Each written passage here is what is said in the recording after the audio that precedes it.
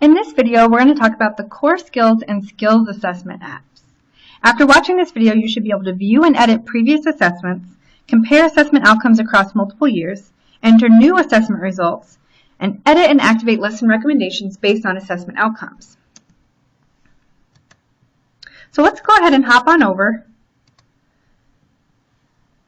to the ACE, and I'm going to go to my core skills assessment.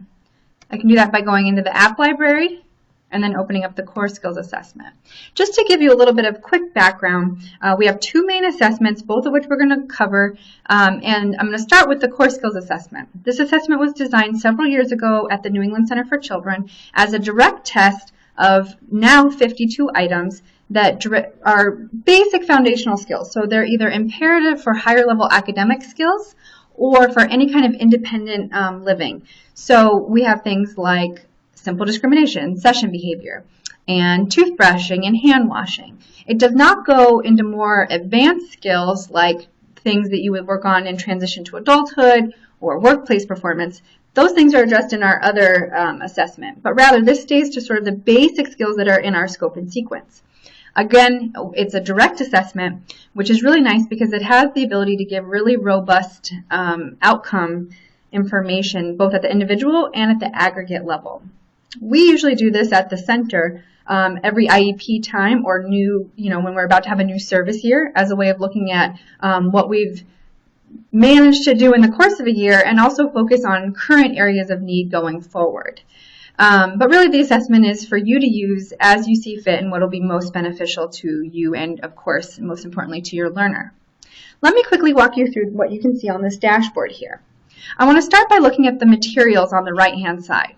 All the items that you need to really run the assessment are here. You'll be given a bin of the items that you use to actually test, but you can also find a list of those items if you need to replace them, as well as the pictorial stimuli here that you could reproduce. We all know that paper stimuli has a tendency of getting lost first, so we have it here so you could reproduce as needed. Of course, you'll need the testing booklet, so let's look at that quickly. You'll want to print this out first, and it's arranged by test item. We have test items that are in a discrete trial type format, some that are in a programmed opportunities or more naturalistic type of assessment. We have task analyses and then teacher report where someone's simply indicating information that they know about the learner. Let me navigate to one of these quickly and sort of give you an idea.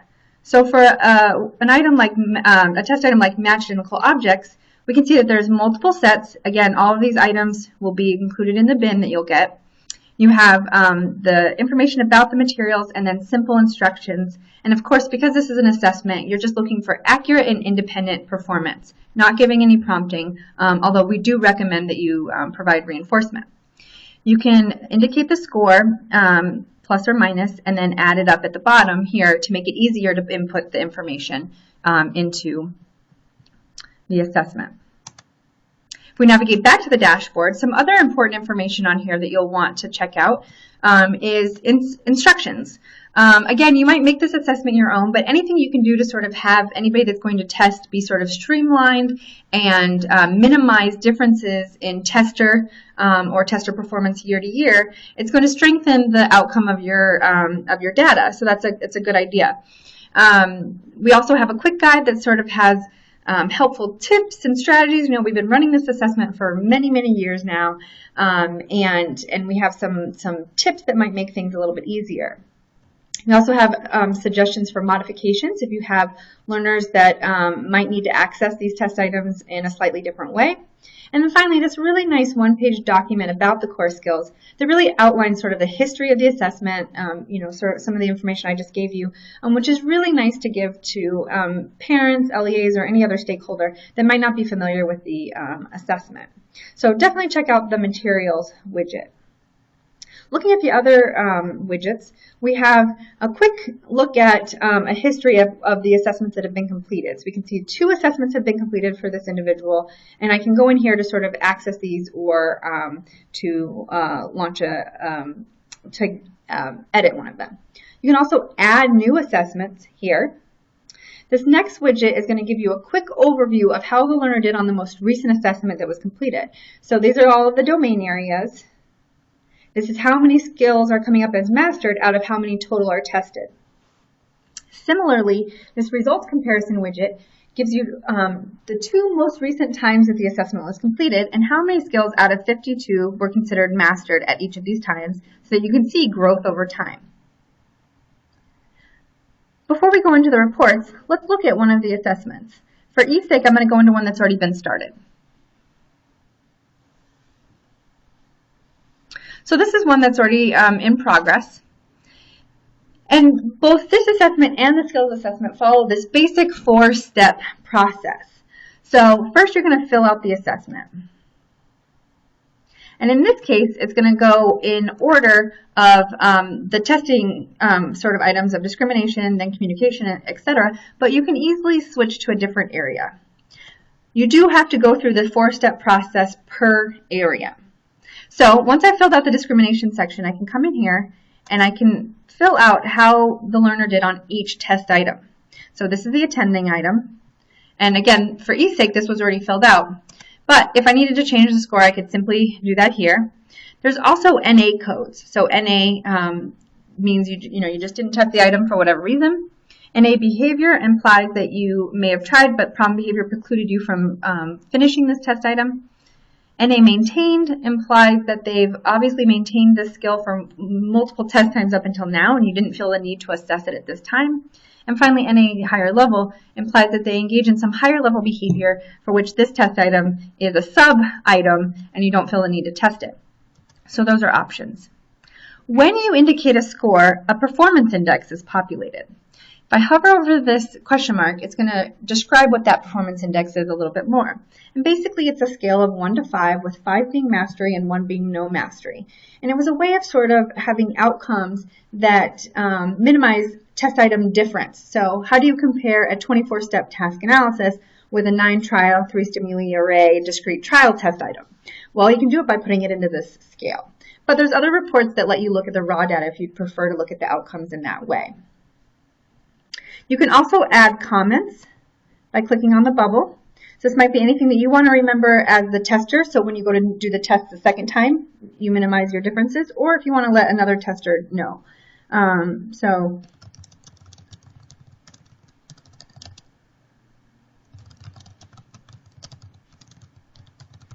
Anything that you just want to be a helpful hint. Now I can see that these ones, if it's filled in, it has a comment next to it.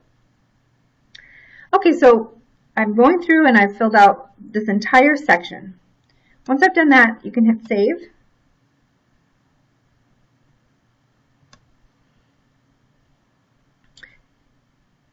And then go to the next step. Now again, this has already been filled out, but I'm going to go ahead and hit edit. It was locked down for a second. And what you do at this next step is it brings over all the skills that were not at a mastery or a 5 criteria and lists those. So 4, 3, 2, 1s, all that will come over. And basically now it's up to you as a clinician to decide which of these skills you want to move forward on. And move forward on means you're going to see what ACE lessons we have that address those skills and then further activate those. So now you have to make some decisions.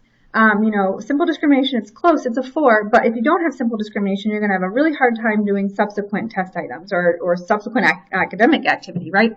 So I'm definitely going to select that. And then you can make other decisions. Do you have room enough in your IEP or your service plan to have 2 options of matching, or do you need to parse it down to 1? And if so, do you want to pick something that's lower, or do you want to really get these 4s up to 5s? And you might have a real shot at doing that in the course of a short amount of time because they're almost there, they're just not quite. Either way, it's up to you as a clinician to decide what you want to see, and you could pick everything, and then you could decide in the next step which ACE lessons you actually want to move forward with. So I'm going to hit save, and I'm going to go on to my next step.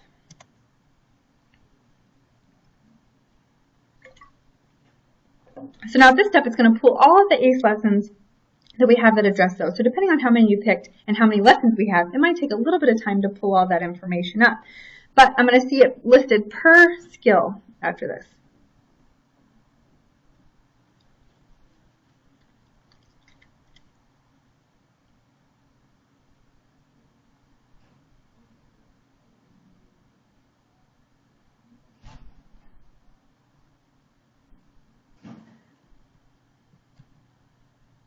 So I have simple discrimination, match picture to object, and Match Identical Pictures, all listed, all with each ACE lesson that we have that address those skills listed below it. This CS prefix implies that this lesson directly applies to the ACE core skill test item. So I could go ahead and pick that. If I wasn't sure, I could also see that, for example, Match Picture Object, we already have that active for this learner, so I wouldn't want to pick that again. It wouldn't let me pick that again. But maybe I want to see what this one, this is remedial, and maybe that's a good way to go because we're teaching it and it's not working. So I can click on this and I'll see the default version of the lesson. So this is the version of the lesson before any student or program specific adjustments were made, knowing that I will be able to adjust that later when I go to activate it. And if I'm happy with that, I can go ahead and pick that as well. And then the same thing, I'm going to pick one to teach for Match Identical Pictures. I'm going to hit save and go on to my final step. And now, if I had filled out more sections of this other than just the discrimination section, if I'd gotten to step 3 and completed step 3 for any other areas, it would all show up here in step 4. But I've only done this one section, so it's the only section that has items listed under it. But a really neat feature is that you can select all of the lessons that you've made it to step 4 with, go up to your menu, and select to activate, and you can actually activate all of these at one time. I'm not going to go into the details of activating because we covered that in a previous video, but I hope you'll see what value there is in being able to do this all at once. So you've gone through the assessment, and again, if you've done the whole assessment up to this point, you'd be able to select items that correspond to all of the items that you indicated wanted to go forward with. So this is a really nice time saver. I'm going to cancel just for our purposes. And the last thing I want to show you before we move on to the second assessment is the two nice report options that we have that correspond to the core skills. One is a summary report, and this is just a basic report that sort of tells you the nitty-gritty information about a particular test item, or excuse me, a particular test time. So you can pick use your filters to drill down to the student that you want to look at, and then to the particular assessment time that you want to look at. Oops. Back up.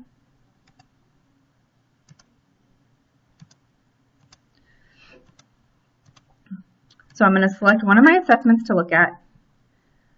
And this is going to give me, again, just the basic facts. Not only will it have the PI performance, but it'll also have that the actual raw data, so 5 out of 15 correct, and what that corresponds to. I can use the menu up here to export that to Word, where I could manipulate it further, or to PDF and make it something that I might want to share with others. So there's a nice lot of information with just the one test time here, which is listed up here. If I go back, that second report option is the across years report. And this allows you to look for one individual up to 3 assessment times. So my filter's automatically filled for me, but I can go adjust those if I need to. And now here I'm going to select, using the Shift key, all the assessments that I want to look at. And this is going to generate that PI performance for each skill from test time to test time. Again, you don't have to do this, you don't have to have 3 years in here if you only had 2 test times or even 1, but it gets more and more robust as you have more years to look at. So even if we just take this beginning section, for example, we see that at this first test time, attending scored a 2. Then it scored a 5 the next time, which is a great change. And then it went up to, or it maintained a 5 at this third test time. So really nice change. And what you can see with this report is that you also get this nice color coding with light blue moving into darker blues as sort of a visual cue as well if you're on the right track. And it'll do this for each of the test items that was completed. It'll leave blanks for ones that weren't. And again, just like before, you can export this to make it something that you want to share with somebody else. So I have a lot of really nice ways of looking at the outcomes for the learner. We also have some aggregate reports that are options to look at. I'm not going to go over this for the purposes of this video, but if you navigate to the reports app, a lot of these reports that we have at an individual level are available at an aggregate level, and that might be something you want to look at down the road. And that can be found again in the reports app. But for now, I'm going to move on to that second assessment, the skills assessment. Now, unlike the core skills assessment, this is an indirect assessment where you're just going in and you're answering yes or no whether or not your learner can or cannot do a particular item independently and accurately. So I'm actually going to walk you through, in this case, we have no previous assessments for this learner. So I'm actually going to walk you through the process, which looks exactly the same as it would with the core skills, of how to actually set one up. So I'm going to go to View and Add Assessments. Again, I have nothing to look at so far, so I'm going to add a new one. Some of the information will be filled out for me already, but I can adjust it if I need to. I am going to fill out my initials. I'm the responder. I'm the person filling it out. I can save it and sort of be done for now, or I can go right to save and enter results, which will take me right into being able to fill it out.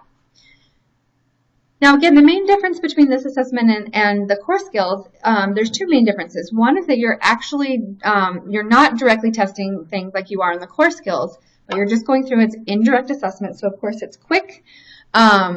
And besides that, if we look at our sections, it goes beyond what's on the core skills to include areas like transition to adulthood, vocational, community.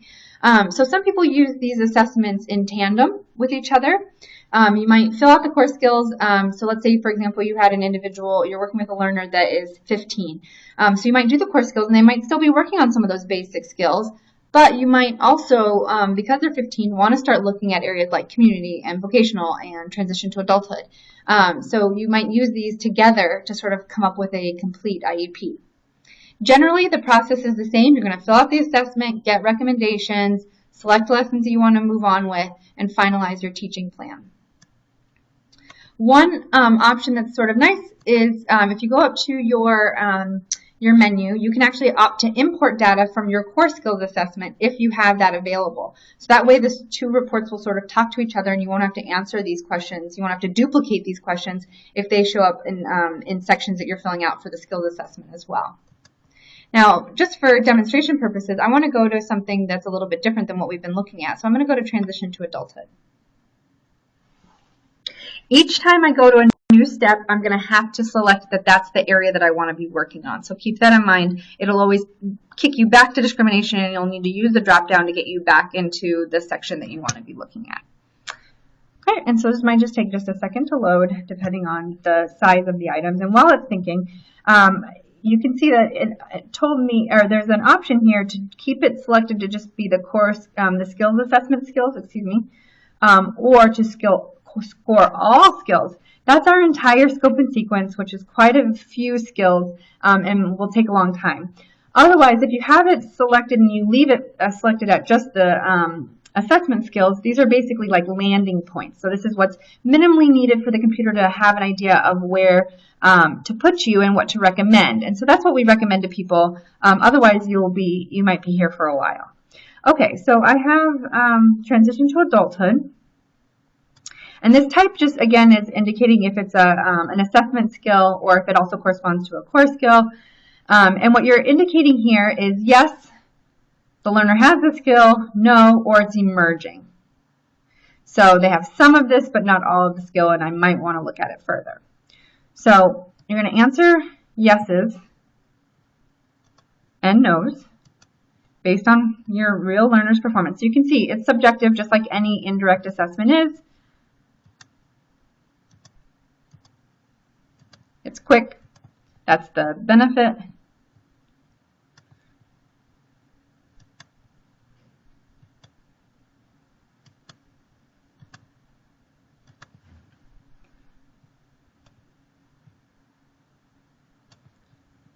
So I'm reading all these, follows multi-step directions. I'm answering it based on what I know about my learner. Just like before, I could add comments if that's appropriate.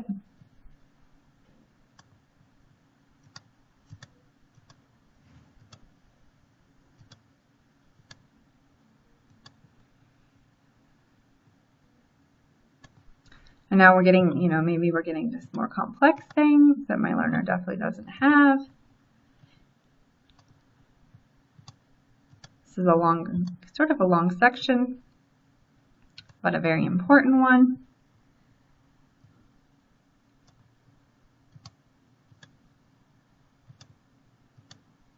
And just like we know, there might be some splinter skills. You know, you might think that it would be all no's past 1 point, but a lot of our the learners that we work with do sort of have some splinter skills within each of these areas, even though it's in sort of a loose developmental sequence. So I'm answering my yeses and nos sort of in a varied format so that we can really get an idea when we go on to the next section. Now, even if I fill all of this out, I mean, I can already tell that I'm going to get a lot more lesson recommendations than I can probably devote an entire IEP to, especially since this is one area. This is just transition to adulthood. So that's one of those times when you'll really have to decide where you want to start and know that this will, you'll have the option of carrying all this information over from test time to test time. So you can always choose to address things later. Okay, so I saved my section.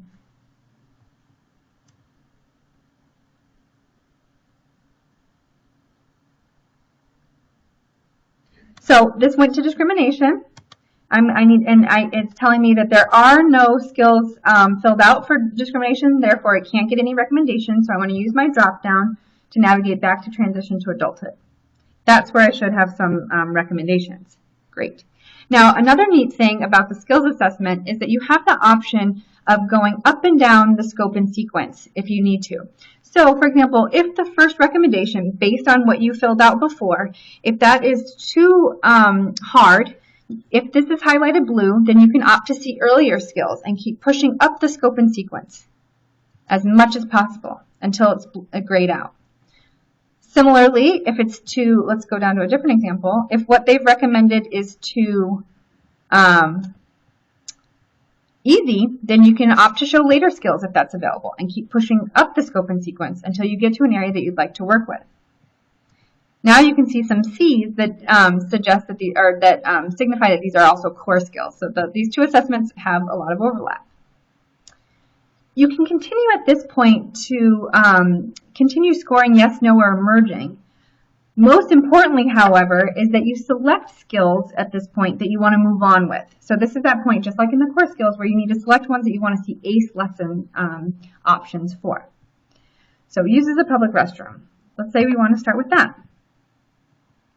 I'm going to pick a few more, responds to stop. Some areas, that if there was all yeses, then there's no recommendations that come over. It's only starting at landing points where you had no's, where the learner doesn't have this in their repertoire.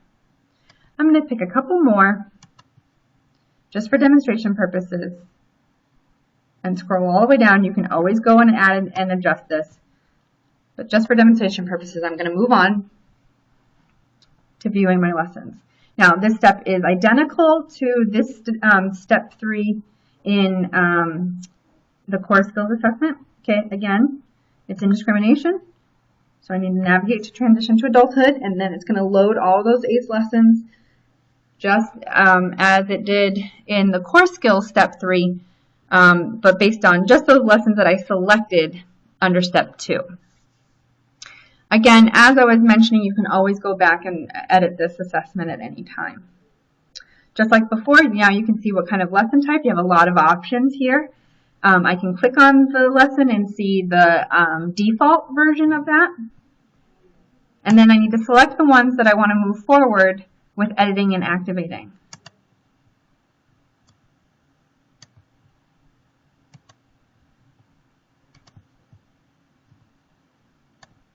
Save, go to my next step, and from here the process is exactly the same. For any sections of this assessment for which you had gotten to step 3 and selected lessons, these will all show up here. You can select multiple lessons at once and then use your menu to bulk activate. So really, if you think about this assessment where you're not going to go in and directly test the items as you are in the core skills, then this is really could give you lesson recommendations, and actually not just lesson recommendations, but finalize lessons very, very quickly. So we really, really love this assessment. Okay, I don't think you need to actually see that piece since it's identical to what we saw in the core skills. We do have an across years report for this assessment as well. It's not as robust as the other one because you don't have that performance index, but rather it just shows you your changes in yeses and nos. You can pick which domain scopes to be looking at, and then sort of which skill answer do you want? Yes, no, emerging, anything that was not scored, skill type, which assessment. You can select up to 5 for this one because the information is less robust. It's just yeses and nos. You can fit more into it.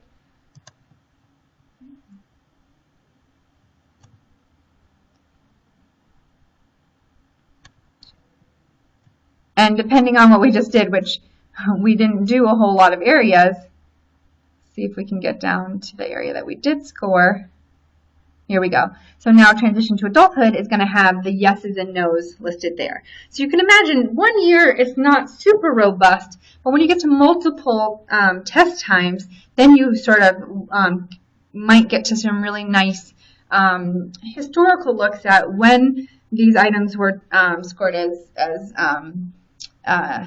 no's and when they changed over to yeses. So I think the value of this report really builds when you have multiple test times. But it might also be nice just to look at overall what did we get this year, at this test time, and use similarly to sort of guide decision making. You wouldn't have to go all the way to step 4 of finalizing the options. You might stop here, print this kind of report out. You can use the menu here to export and print this out, and then bring it to a planning meeting of some kind and make decisions before you move on to finalizing lessons from there.